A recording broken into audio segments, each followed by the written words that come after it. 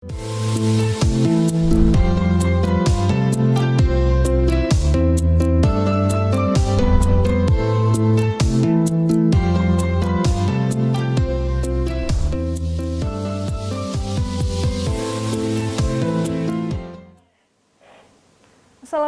warahmatullahi wabarakatuh dan selamat malam pemirsa TVRI Sulawesi Tengah dimanapun Anda berada. Senang sekali kita dapat kembali berjumpa dalam program Solusi Menuju Sehat. Dan seperti biasa pemirsa, dalam program Solusi Menuju Sehat kita akan membahas beragam informasi seputar dunia kesehatan. Dan kali ini pemirsa, kami akan mengajak Anda untuk berdiskusi seputar Rumah Sehat Rakyat Virtual, di mana kita ketahui bersama bahwa saat ini pemirsa, angka penularan COVID-19 di Indonesia secara umum telah mengalami penurunan. Tetapi pandemi COVID yang telah kita lalui bersama tentu saja memberikan banyak penderitaan dan pelajaran bagi kita semua, khususnya di dalam layanan kesehatan di Indonesia. Dan pemirsa, rendahnya kapasitas infrastruktur dan minimnya akses pelayanan juga menjadi kendala yang harus kita selesaikan.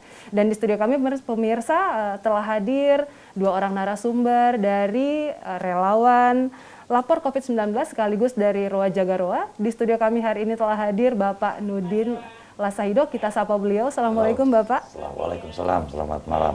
Ya, dan Ibu Nur Marjani Lolembah. Selamat malam Ibu. Iya, selamat malam. Ya, dan pemirsa juga telah terhubung melalui Zoom di TVRI Sulawesi Tengah hari ini adalah co-founder dari Lapor COVID maksud kami, Ibu Irma Hidayani, dan dari Relawan Rumah Rakyat Indonesia, Dr. Milia Urfa. Kita sapa beliau. Assalamualaikum. Assalamualaikum. Waalaikumsalam. Apa kabar? Baik. Baik Mbak, nanti kita akan berdiskusi bersama seputar Rumah Sehat Rakyat Virtual.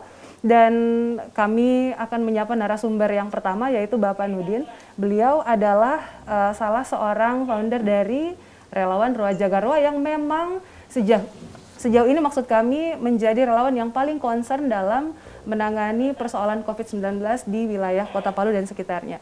Apa kabar Kakak? Baik, alhamdulillah sehat. Alhamdulillah. Dan Pak, boleh tolong diceritakan kepada pemirsa yang ada di rumah, kira-kira apa sebenarnya yang menjadi tujuan dari relawan Roa Jaga Roa dalam konteks Rumah Sehat Rakyat Virtual ya. Jadi sebenarnya ini pelajaran yang terus berulang di kita hari ini gitu, bahwa ada disparitas kesehatan di antara masyarakat dengan pihak pemerintah. Nah, Roa Jaga Roa itu sebagai inkubator, sebagai ruang kawan-kawan untuk beraktualisasi gitu, terpanggil secara empati melihat kondisi objektif yang ada. Nah, sebenarnya kita menjadi hub, menjadi penghubung gitu. Jadi kita menjaga, hadir untuk menjaga disparitas itu dengan biar masyarakat mendapatkan informasi yang benar tentang kesehatan paling tidak gitu. Kira-kira seperti itu sederhananya. Kira-kira seperti itu. Ya. Tetapi kita bisa melihat Pak Nudin bahwa memang tidak banyak orang yang concern ingin tetap melaksanakan banyak pengabdian kepada masyarakat, khususnya pada saat kondisi pandemi yang sudah mulai melandai ya saat ini. Tapi relawan Roa Jaga Roa masih tetap ini ya Pak ya, masih tetap concern untuk komitmen. Semalam kita itu ada kejadian malah yang meninggal, terus kuburan tidak ada tempat untuk dikubur karena full gitu. Artinya bahwa sudah ada masyarakat mungkin sudah bosan atau jenuh dengan kondisi yang ada sekarang.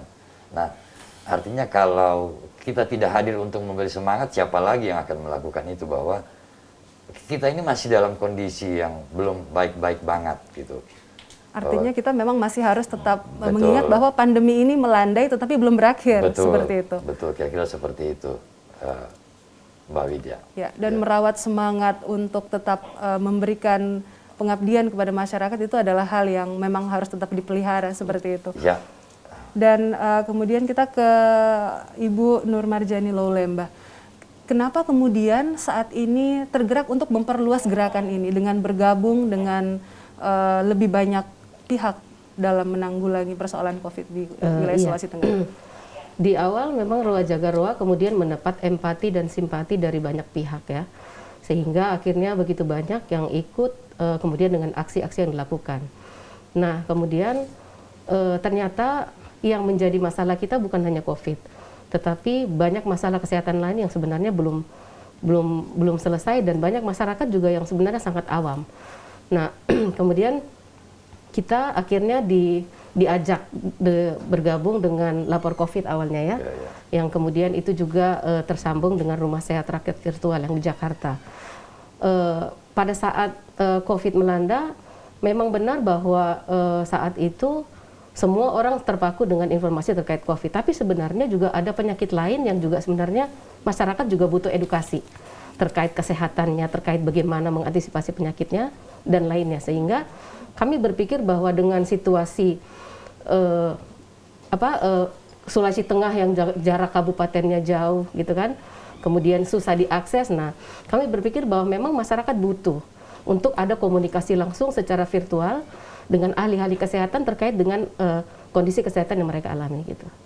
Terlebih lagi juga dengan fasilitas ini ya Ibu ya, fasilitas kesehatan kita yang bisa dibilang belum cukup memadai seperti itu. Ya, terlebih lagi dengan fasilitas kesehatan. Nah, sebenarnya hari ini kita menginginkan menghadirkan salah satu direktur rumah sakit, sehingga kita akan mensinkronkan gerakan kita dengan langsung bisa mengakses ke rumah sakit buat masyarakat di pedalaman mungkin, atau meskipun bukan pedalaman tapi mereka tidak memiliki kemampuan untuk mengakses fasilitas kesehatan, supaya bisa kita sambungkan dengan bagaimana dengan teknis mereka bisa dilayani oleh rumah sakit secara cepat dan tepat gitu. Ya. Apakah memang di wilayah Sulawesi Tengah gerakan Rumah Sehat Rakyat Virtual ini memiliki afiliasi dengan pemerintah? Iya, selama ini kita memiliki afiliasi dengan pemerintah. Di grup Roa Jaga Roa yang secara umum itu di dalam bergabung semua dari kepala dinas kesehatan, dinas sosial, semua ada dalam situ, sehingga gerakan ini kenapa kemarin jadi besar, karena ternyata ada orang-orang yang jadi relawan di Roa Jaga Roa ini bisa menggerakkan seluruh kekuatan yang ada di masyarakat, kemudian ikut membantu masyarakat yang waktu itu banyak yang tidak mendapatkan layanan, khususnya yang waktu itu di COVID itu mereka isolasi mandiri, kemudian satu rumah tidak ada yang bisa memberikan asupan makanan gitu, kemudian kita bergerak bersama anggota DPR dan lain-lain, kemudian ikut membantu kita. Dan ini merupakan cikal bakal untuk menuju gerakan yang lebih besar lagi. Iya, karena masalah penyakit ini bukan hanya medis, bukan hanya terkait dengan COVID, tapi banyak penyakit lain juga yang harus tetap terus diedukasi kepada masyarakat. Betul sekali. Dan pemirsa, kami juga akan bergabung bersama narasumber yang terhubung melalui live Zoom dari Jakarta, yaitu Dr. Milia Urfa. Beliau adalah salah seorang relawan Rumah Sehat Rakyat yang bertempat tinggal di Jakarta. Assalamualaikum, kita tadi sudah menyapa ya. Dan Dr. Milia, kami ingin tahu, apa saja ruang lingkup pelayanan dari pelayanan Rumah Sehat Rakyat Virtual? Halo, selamat malam. Terima kasih. Di Rumah Sehat Rakyat Virtual sendiri, ruang lingkup yang ada sekarang ada COVID, layanan COVID, kemudian layanan non-COVID, kemudian kesehatan umum, dan kesehatan psikologis seperti itu. Baik, kita berbicara soal keluhan gejala long COVID. Ini kan merupakan hal yang banyak dialami oleh banyak penyintas COVID di seluruh Indonesia seperti itu. Nah, apakah memang ini merupakan hal yang penting untuk diberikan layanan bagi masyarakat, dokter? Ya, karena sampai sejauh ini kalau misalnya ada pasien atau penyintas non-COVID gitu ya, yang sampai hari ini masih mengalami gejala COVID, mereka tuh kalau ke rumah sakit pun dokternya tuh masih bingung gitu untuk mentreatment mereka gitu. Nah, bersama dengan adanya Rumah Sehat Rakyat ini, kami berusaha untuk menemani dan mendukung mereka gitu secara edukasi terkait apa saja yang bisa mereka lakukan untuk mencegah atau mengurangi gejala tersebut seperti itu. Jadi kita juga mempelajari dari penelitian-penelitian yang sudah dilakukan oleh peneliti lainnya ataupun dari dokter terkait kasus non-COVID. Ya, dokter, kalau kita berbicara seputar gejala-gejala long COVID, salah satunya mungkin persoalan respirasi, pernafasan yang akhirnya tidak akan bisa sama seperti sebelumnya. Kalau ada kasus yang berat seperti itu, apakah akan diarahkan ke fasilitas kesehatan yang lebih besar atau dapat difasilitasi melalui gerakan ini, dok? Ya, kalau terkait gejala yang berat atau yang sedang ke berat itu tetap harus masuk ke rumah sakit ya, ke fasilitas primer, karena nggak bisa kalau kita hanya pakai virtual gitu. Jadi emang kita berusaha juga untuk berafiliasi dengan puskesmas dan rumah sakit di daerah sana untuk segera bisa ditangani gitu oleh nakes profesional di sana. Nah, dokter, ini juga kita berbicara soal kesehatan mental. Tadi dokter menyebutkan salah satu layanan yang diberikan adalah seputar kesehatan mental. Apakah memang ini juga ada pengaruhnya seperti itu, dok? Pasca pandemi, apakah memang perlu ada pendampingan terhadap kesehatan mental penyintas? Ya, untuk kesehatan penyintas COVID ya, terutama yang long COVID pun juga akan didampingi jika mereka memang membutuhkan layanan kesehatan psikologis. Tapi di samping itu, dengan adanya pandemi, kemudian orang-orang juga sudah mulai beralih ke kehidupan yang lebih normal seperti itu ya, pun juga mereka banyak yang mengalami gangguan psikologis gitu, maksudnya membutuhkan konsultasi psikologis gitu. Jadi kita membuka baik itu untuk penyintas COVID maupun untuk yang bukan penyintas COVID pun tetap bisa berkonsultasi. Itu, dok, yang perlu kami ketahui, apakah juga ada berarti keterlibatan dari psikiater ya, dok ya? Psikolog, psikiater seperti itu? Sampai sejauh ini kita hanya ada konselor psikolog, tapi kita di kemudian hari juga ingin berkolaborasi dengan psikiater gitu. Tapi untuk sekarang kita jika memang kondisi klien tersebut berat ya, maksudnya sedang keberat dan memang harus ditangani oleh psikiater, maka kita akan mentransfer ke psikiater yang ada di daerah klien tersebut. Baik, dokter. Nah, dokter, alur pelayanan dari Rumah Sehat Rakyat Virtual ini seperti apa, dok?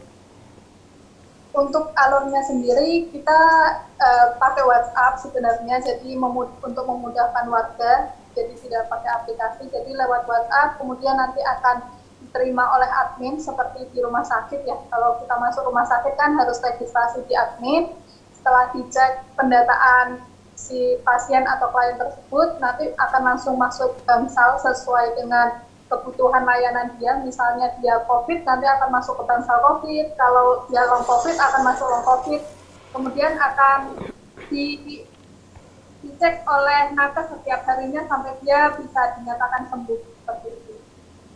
Baik, dokter, terima kasih. Nanti kita akan cerita lebih banyak lagi ya, dok ya. Ya. Ya, kami kembali ke narasumber yang ada di studio, pemirsa. Pak Nudin, kami ingin tahu misalnya saat ini di wilayah Sulawesi Tengah ini kan kita tahu secara geografis ini sangat luas. Betul. Kemudian topografinya juga sangat sulit untuk dijangkau seperti itu. Nah, saat ini memang apakah pendaftarannya memang spesifik menggunakan WhatsApp saja atau mungkin ada layanan jemput pasien seperti Ruwa Jagarwa biasa lakukan? Harapannya sih ke depan itu kita punya relawan di tiap desa ya, relawan Rumah Sehat Rakyat, bahwa ada kayak mereka yang menjadi penghubung, menjadi pionir di kampung. Itu harapan kita ke depan sama Ruwa Jagarwa, bahwa kan kalau kita mau jujur kayak ke Pipi Koro, mungkin informasi itu agak susah. Jalan juga, transportasi agak repot. Nah, hal seperti itu kan penting, bahwa seandainya ada sesuatu yang urgent gitu, kita bisa lakukan apa. Nah, belajar dari pengalaman-pengalaman kemarin, harapan kita ya bisa menjawab kebutuhan masyarakat terhadap itu gitu. Kasarnya seperti itu ya. Jadi kita bukan mau jadi Superman, tapi paling tidak bisa berbuat sesuatu sih buat orang. Betul, itu. betul sekali. Yeah. Dan berikutnya yang ingin kami tanyakan mungkin soal dukungan-dukungan yang diberikan kepada para orang-orang yang membutuhkan seperti itu. apakah ini dukungannya digalang dari mana saja kira-kira? Maksudnya sumber-sumber, kita tahu kan bahwa ini membutuhkan begitu banyak biaya seperti itu. Apakah memang ini murni dilakukan seperti Roa Jaga Roa kan memang betul-betul gerakan masyarakat ya, yang membantu orang dengan menggerakkan kekuatan masyarakat. Nah, bagaimana dengan gerakan Rumah Sehat Rakyat Virtual? Iya, kalau kemarin pada saat COVID itu selain memberikan layanan medis konseling itu melalui WhatsApp dan by phone, kami juga memberikan bantuan makanan siap saji. Nah itu kita mendapatkan banyak bantuan dari beberapa instansi, dari masyarakat umum, juga dari rumah makan. Jadi mereka ada yang menggratiskan, ada yang memberikan harga miring, kemudian pokoknya dari seluruh elemen masyarakat tuh banyak yang datang ikut membantu. Nah tentunya untuk mengantarkan makanan ke tempat pasien itu juga kita membutuhkan ini. Kemudian kita bekerja sama juga dengan layanan ojek online waktu itu ya. Ada yang mau bekerja sama dengan kita, kemudian mahasiswa, malah ada anggota-anggota DPR yang juga mau ikut bantu pada saat kita lagi benar-benar nggak ada orang yang buat ngantar gitu. Jadi sebenarnya menurut kami bahwa semangatnya itu yang harus kita bangun gitu, karena ternyata kepedulian orang itu sebenarnya ada, tapi tidak ada yang terus menjaga semangat untuk saling berbagi gitu. Jadi kemarin sih kita tidak terlalu ada kendala ya, karena memang banyaknya bantuan dari semua pihak gitu. Dan memang ini adalah semangat besar yang dipelihara dari Roa Jaga Roa ya, karena ini juga memberikan kehidupan bagi ojek online misalnya, dengan mereka juga bisa tetap mendapat penghasilan di tengah pandemi seperti itu ya. Dan saya melihat bahwa memang dalam Rumah Sehat Rakyat Virtual ini ada begitu banyak pihak yang terlibat. Ada dari lapor COVID-19 di nasional ya, kemudian ada narasi. Nah ini apakah memang ini adalah sebuah gerakan yang digerakkan di seluruh Indonesia atau memang hanya di wilayah Sulawesi Tengah? Kami beruntung sih sebenarnya ya, bahwa ini kolaborasi semua elemen.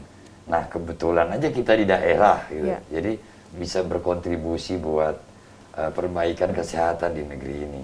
Kasarnya mungkin kita konteks lokal tetapi punya perspektif dalam konteks nasional kali ya.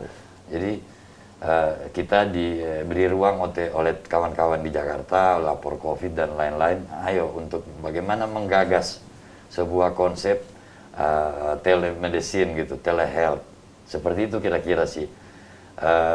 Dan ini juga setiap daerah pasti berbeda ya.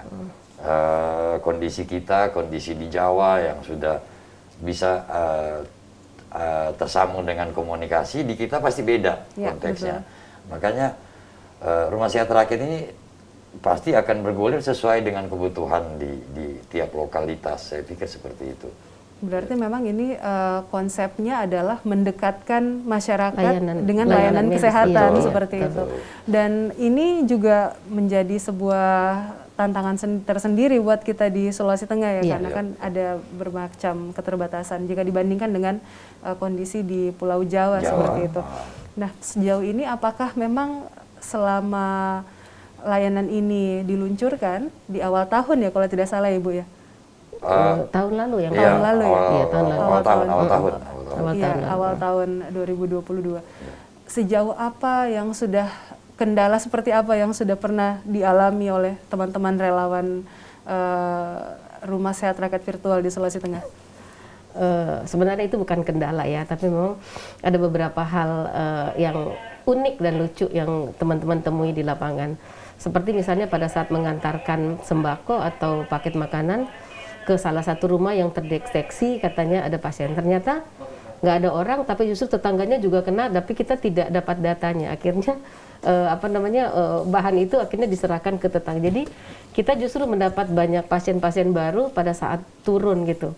Kalau kendala sih sejauh ini menurut saya tidak ada ya. Ya alhamdulillah sih tidak. Iya, karena banyaknya support dari seluruh elemen masyarakat. Pada saat kita ada kendala, ada aja yang kasih jalan keluarnya gitu. Baik, nanti setelah ini Ibu kita akan cerita lebih panjang lagi soal ini, dan pemirsa Jangan kemana-mana, tetap di Solusi Menuju Sehat, karena setelah jeda pariwara berikut kita akan kembali bercerita lebih banyak soal Rumah Sehat Rakyat Virtual.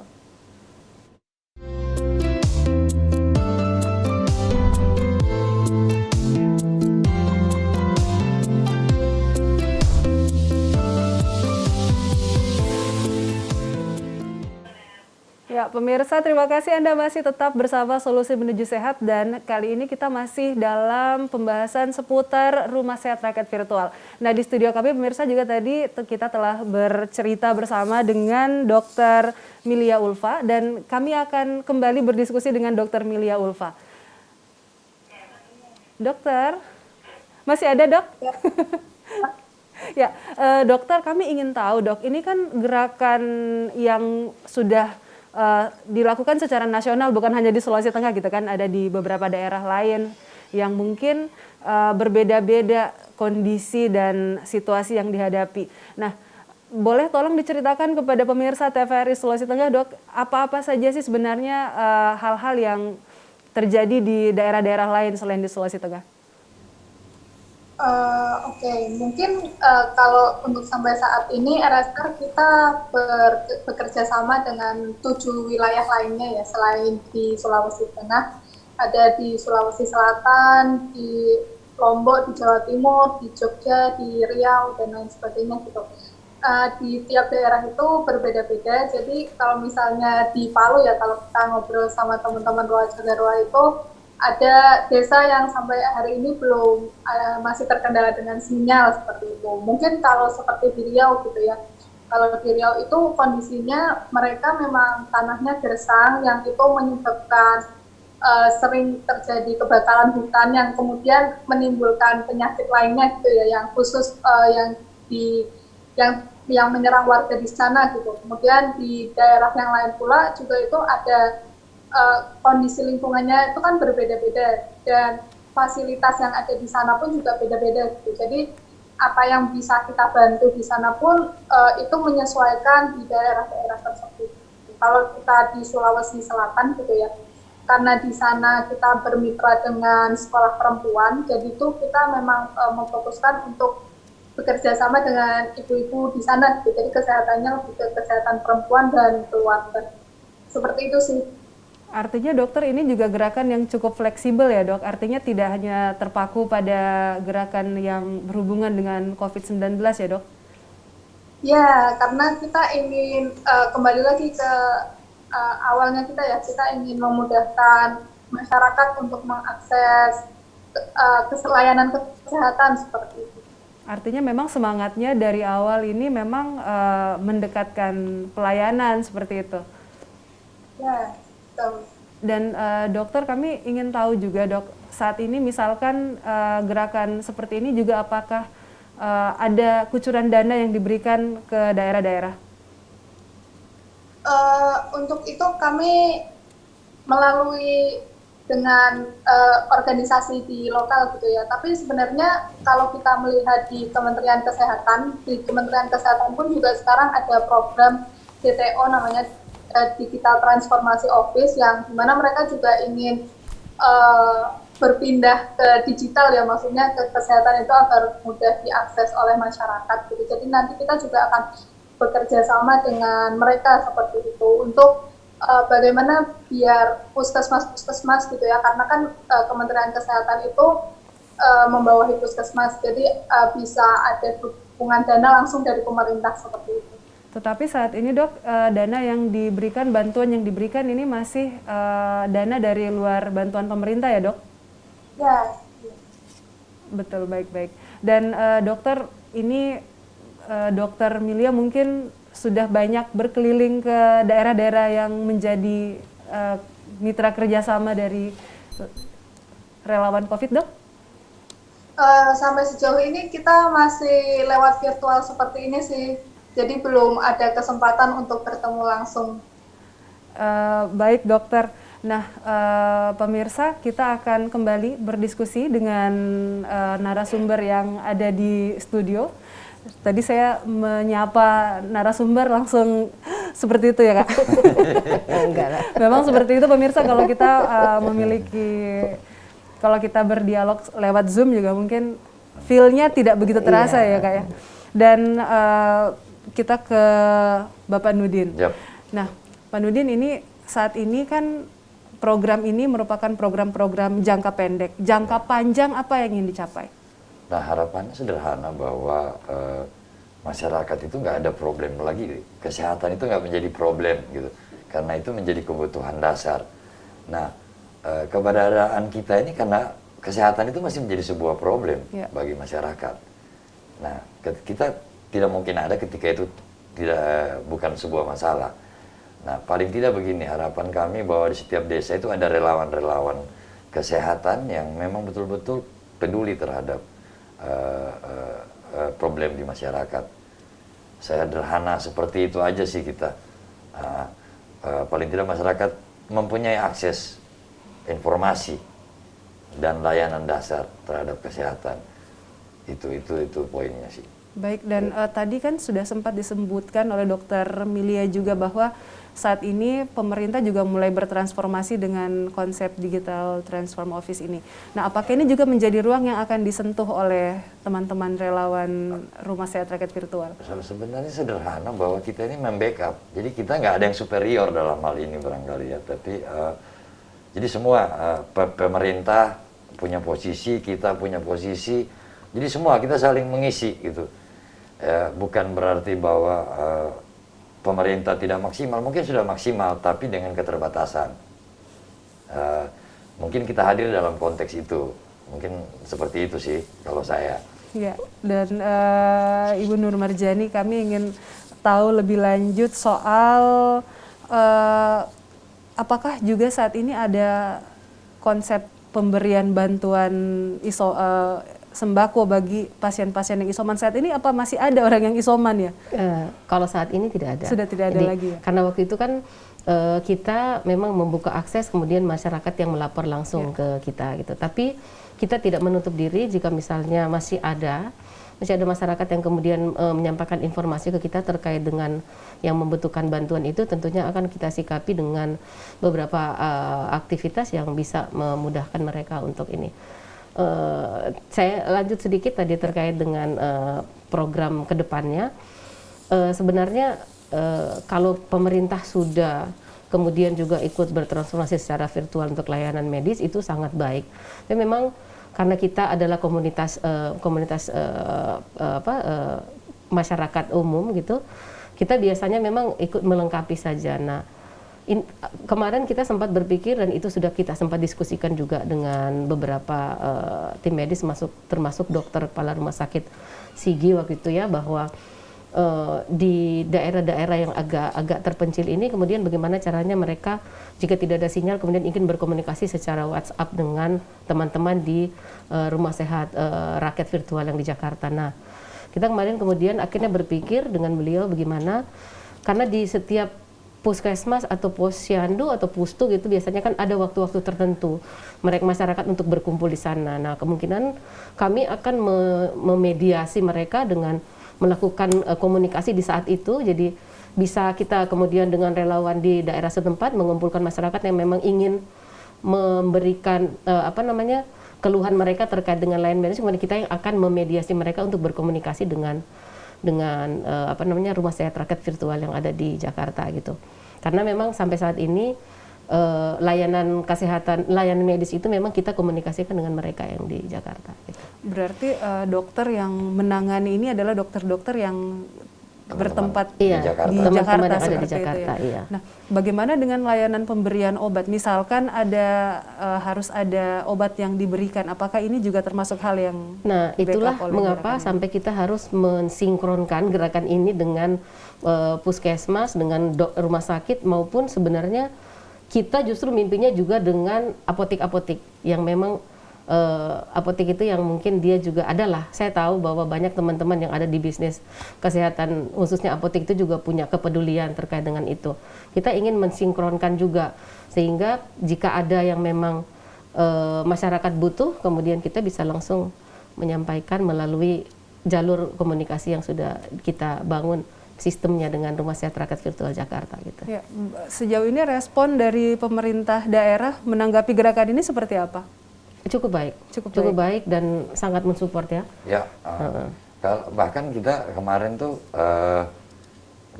Direktur Rumah Sakit Torabello, Dokter Eko, Rumah Sakit Undata, Dokter Heri, Waktu itu masih Dana Topora. Rumah Sakit Madani, ada Dokter Nirwan. Nirwan. Ya. Jadi pada dasarnya mereka saling mensupport kita. Jadi seandainya mungkin ketika hasil rekomendasi rumah sakit rakyat virtual itu diharuskan untuk perawatan yang nggak ada di puskesmas umpamanya. Nah itu bisa diarahkan ke rumah sakit provinsi umpamanya Undata. Nah, komunikasi harapan kita itu menjadi sebuah gerakan bersama ke depannya, bisa terintegral kata Ibu Nani tadi, kira-kira begitu. Berarti memang tidak menutup kemungkinan misalkan ada pasien yang ditangani oleh layanan dari rumah sehat rakyat virtual ini kemudian membutuhkan pemeriksaan dari dokter yang ada di daerah, juga bisa jadi dokter-dokternya direkrut dari daerah kita ya. Jadi sebuah keharusan gitu. Ya, karena ini menjadi kebutuhan publik gitu. Nah, kalau soal promosi kesehatan apakah juga jadi bagian dari gerakan ini? Promkes misalnya sebagai bentuk edukasi, saya pikir bentuk edukasi kepada masyarakat. Sama seperti tadi Nani bilang bahwa ke depannya kita kan di kampung-kampung itu ada acara satu bulanan, satu mingguan, kadang-kadang ada periksa kesehatan gratis. Nah di situ mungkin kita bisa masuk untuk bentuk edukasi dalam hal komunikasi virtualnya. Banyak hal mungkin lebih beragam ya ketika itu kita lakukan. Dan ini juga menjadi salah satu program jangka panjang dari Rumah Sehat Rakyat Virtual atau Relawan Lapor COVID-19 ini. Dan Roa Jagarwa.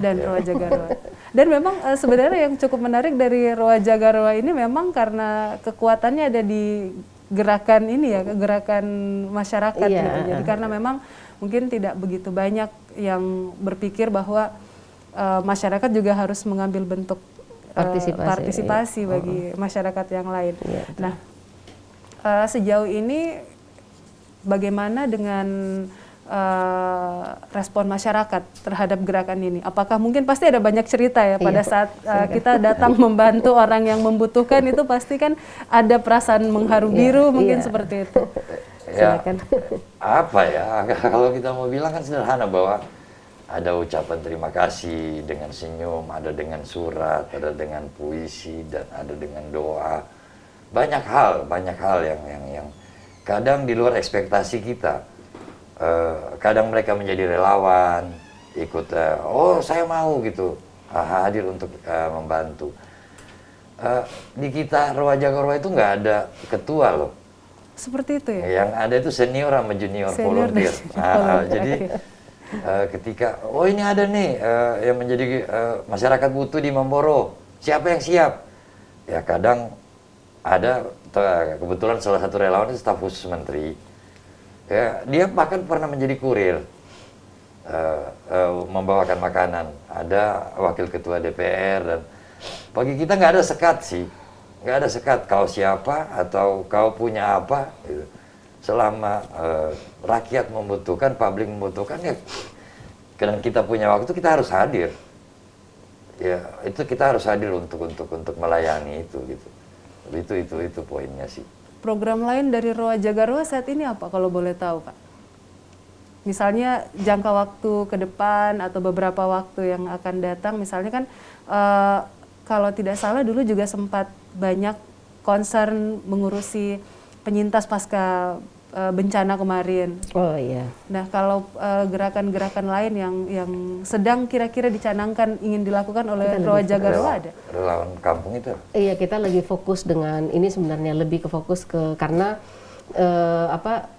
teman-teman di Roa Jagarwa ini kan memang punya aktivitas sendiri-sendiri gitu kan. Kemudian karena kita saat ini sudah bekerja sama dengan Rumah Sehat Rakyat Virtual, sehingga kita sementara ini memang fokus dengan layanan medis virtual ini gitu. Tentunya kalau kemarin memang pernah kita menginisiasi juga ini di kabupaten lainnya seperti di Touna. Kemarin ada gerakan Touna juga, kemudian di Sigi ada namanya Sigi Mosi Jagai, itu semua gerakan yang kita sama-sama dengan Roa Jagarwa gitu. Tapi intinya adalah kedepannya kami menginginkan ada relawan-relawan di seluruh Sulawesi Tengah ini, penjuru Sulawesi Tengah ini yang ikut peduli, kemudian ikut peduli sama dengan kita untuk terus mengedukasi masyarakat terkait dengan khususnya layanan medis yang sudah kita kerjasamakan dengan Rumah Sehat Rakyat Virtual gitu. Kalaupun misalnya ada kondisi-kondisi lain di masyarakat, kalau memang itu terekam oleh relawan-relawan kita, tentunya kita akan berupaya untuk bisa mensupport gitu. Ya. Pemirsa, sepertinya kita sudah terhubung dengan narasumber yang juga hadir melalui jalur komunikasi Zoom. Hari ini ada co-founder dari Lapor COVID, Mbak Irma Hidayani. Apakah sudah terhubung? Selamat malam. Selamat malam. Ya, apa kabar? Kabar baik. Alhamdulillah, terima kasih banyak Mbak Irma sudah bersedia untuk hadir dan bergabung bersama kami dalam program Solusi Menuju Sehat. Nah, saat ini kita ketahui bersama bahwa Rumah Sehat Rakyat Virtual ini merupakan salah satu layanan, tadi kita sudah bercerita banyak untuk mendekatkan masyarakat dari layanan kesehatan. Nah, boleh tolong diceritakan kepada pemirsa kami, maksudnya yang ada di rumah, semangat apa yang dibangun hingga terbentuk gerakan Lapor COVID-19 ini? Semangat apa yang ingin dicapai? Sebenarnya kami kan berangkat dari merespon pandemi ya. Kita ingat terutama pada saat akhir 2020, kemudian hingga pertengahan 2021, itu kita ingat kalau di daerah Jakarta dan juga Jawa, itu masyarakat kesulitan sekali untuk mengakses rumah sakit atau layanan kesehatan lainnya. Bahkan untuk meminta tolong ke puskesmas pun pada saat itu sempat sulit sekali karena petugas puskesmas, pegawai rumah sakit itu juga banyak yang terkena COVID pada saat itu. Nah, kemudian seiring berjalannya waktu, kemudian kami berpikir, karena kami pada saat itu juga membantu masyarakat untuk mencarikan rumah sakit, lalu kita berpikir bahwa sepertinya kehadiran telehealth atau konsultasi kesehatan secara virtual ini mungkin bisa menjembatani terutama bagi mereka-mereka yang terkena COVID dengan gejala ringan, dan apalagi sekarang kita sudah sebagian besar mendapatkan vaksinasi, jadi yang dibutuhkan adalah mendampingi masyarakat yang sakit, yang mungkin kalau sakit gejalanya ringan di rumah aja, nggak perlu akses vaskes, tapi pemerintah juga menyediakan rekomendasi telemedicine yang sebenarnya hanya bisa dijangkau di kota-kota besar saja. Nah, kami ini pengennya sebenarnya membantu untuk memberikan layanan kesehatan kepada masyarakat lebih luas lagi, di mana saja secara gratis dan menemani. Kalau orang kena COVID itu kan pengennya ditemenin gitu ya. Yang nemenin tenaga kesehatan yang tahu gitu ya. Jadi diarahkan apakah kondisinya itu seperti apa dan lain sebagainya. Nah, sebenarnya rumah sehat virtual itu pengennya juga mungkin sudah dibahas ke sini sekarang karena kita tahu kondisi COVID sudah lambat laun sudah menurun, tetapi meskipun itu kita tetap waspada, kita tetap menyediakan layanan konsultasi kesehatan secara gratis kepada masyarakat, pendampingan secara gratis masyarakat sampai sembuh, dan juga ke sakit-sakit umum yang lain, jadi konsultasi kesehatan, nggak enak badan dan lain sebagainya. Intinya sakit yang tidak parah itu bisa berkonsultasi melalui Rumah Sehat Rakyat Virtual. Ya, Mbak Irma, kan kita ketahui bersama saat ini sudah ada beberapa daerah lain yang juga menjadi daerah yang menjadi lokasi dari program Rumah Sehat Rakyat Virtual ini. Nah, apa sih kategori yang dilakukan, untuk kategori apa yang menjadi dasar pemilihan daerah-daerah yang mendapatkan program ini, Mbak? Nah, sebenarnya ada dua hal. Yang pertama, kami karena ini akses keuntungannya ya, kita intervensinya secara digital, secara online, jadi ini bisa dijangkau oleh siapapun. Kita tidak memberikan prioritas target beberapa daerah gitu ya. Nah, Jadi semua masyarakat dimanapun berada yang mengetahui keberadaan rumah sehat virtual itu sebenarnya bisa mengakses layanan konsultasi kesehatan secara gratis. Satu itu. Yang kedua, tapi sekarang ini kita bermitra seperti dengan kawan-kawan di Roa Jagaroa, kemudian ada di Bantul, ada di Lombok Utara, ada juga di Ciputat, Tangerang Selatan, dan di beberapa tempat lainnya. Ini sebenarnya semata-mata karena kami memiliki hubungan kemitraan yang baik dengan teman-teman yang ada di beberapa daerah yang tadi saya sebutkan, dan sehingga kami bisa memiliki fokus lebih. Misalnya kami bisa mengadakan kegiatan webinar edukasi kesehatan yang melibatkan dengan masyarakat lokal setempat gitu. Itu kelebihannya ketika kita memiliki mitra. Karenanya sebenarnya kita pengen tetap terus-menerus menambah mitra supaya kita bisa memperluas jangkauan kontribusi teman-teman relawan tenaga kesehatan maupun tenaga non kesehatan yang ada di Rumah Sehat Rakyat Virtual. Jadi pemilihan lokasi atau targetnya sebenarnya kita dimanapun berada masyarakat bisa mengakses Rumah Sehat Rakyat Virtual. Tetapi apabila ada teman-teman mitra lokal yang ingin bermitra dengan kami dengan sangat senang hati sekali untuk membuka peluang bekerja sama itu. Terima kasih. Ya, Mbak Irma, apakah memang ada bantuan-bantuan yang diberikan kepada daerah-daerah tertentu, misalnya seperti kita ketahui bersama, Roa Jagaroa pada saat pandemi sedang memuncak itu aktif memberikan bantuan kepada orang-orang yang melakukan isoman, ya, baik dalam bentuk makanan jadi ataupun sembako seperti itu. Apakah ini juga hal yang diintervensi oleh Rumah Sehat Rakyat Virtual dari pusat seperti itu? Oke. Ya, teman yang dilakukan oleh teman-teman di Roa Jagaroa sebenarnya justru menginspirasi kami ya, dan saya yakin itu menginspirasi banyak sekali masyarakat yang ada di berbagai daerah lainnya.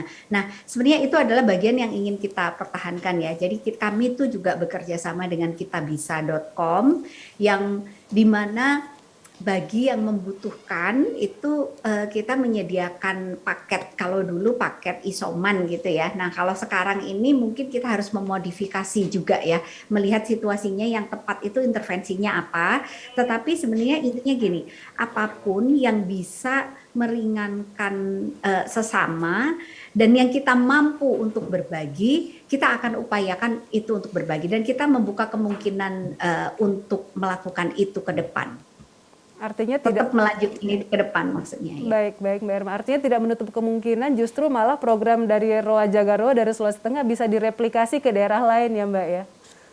Betul sekali, itu sangat menginspirasi, dan saya kira sebagai masyarakat ya, budaya bahu-membahu, gotong royong itu bisa kita lakukan dimanapun dengan meminjam pengalaman baik yang sudah dibagikan oleh teman-teman Roa Jagaroa.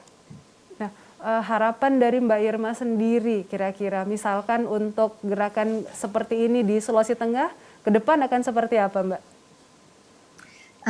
Saya kira harapannya satu gitu ya, masyarakat lebih memahami bahwa sesama masyarakat yang dimotori oleh teman-teman Roa Jagaroa itu bisa saling membantu, menguatkan satu sama lain, dan yang penting menimbulkan semangat positif, saling memperhatikan, dan tetap semangat ya, terutama dalam menghadapi wabah atau krisis kesehatan yang lainnya, dan juga mungkin juga krisis bencana alam yang lainnya. Jadi keberadaan partisipasi masyarakat seperti yang dilakukan oleh teman-teman Roa Jagaroa saya kira akan memberikan kontribusi yang luar biasa kepada masyarakat setempat, dan akan menginspirasi masyarakat setempat juga untuk nyaman dan juga merasa aman karena merasa bahwa tidak sendirian, plus juga bisa